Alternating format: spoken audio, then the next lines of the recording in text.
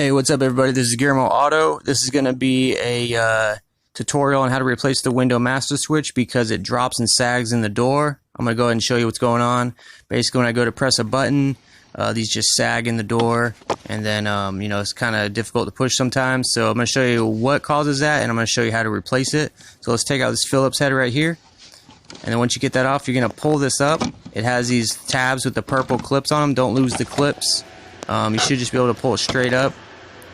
Alright, so we're going to flip this over and let's find out why it's sagging.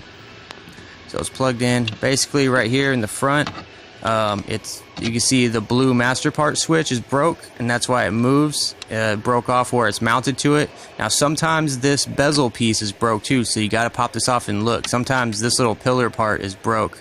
I've been fooled before. So anyways, we're going to replace this master switch. It's just held on by 3 screws. I got to take that connector out. I'm going to show you guys how to do it real quick. Just get right to it. To replace this, we're going to take out these 3 screws, and then everything should be good. I got a new master switch from Toyota. I'm going to show you the part number. Here it is. This is from Toyota. You could probably get these from like the internet. What's that? Rock Auto probably has cheap ones. Maybe even Amazon you can find one. See, it has these 3 holes. This front hole is the one that broke off on mine. This thing's not hard to replace. You could do it, or if you have someone else, they could do it. You're gonna have to disconnect this connector. Probably the hardest part of this whole job. I'm not a fan of this connector. Basically, you have to push on this tab and like pull the back piece out, the lock piece. That'll like unlock it, and then you pull the whole connector out. Be careful because you can mess it up. It's easy to mess up, and but expect a little bit of fight on that. Here's our screws. The 3 screws, and that'll come right off after we get these out.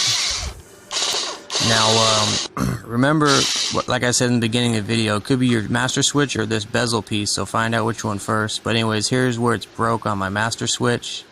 Got my new one here. It just drops right into place. And then we're just going to put the 3 screws back in. I already put them back in off camera.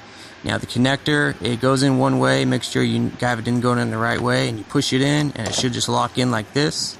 Push it in the front first, and then push the back lock piece in. This one kind of got messed up when I was taking it off, so if you mess yours up, you could run it like a zip tie on it like this. That'll hold it in place.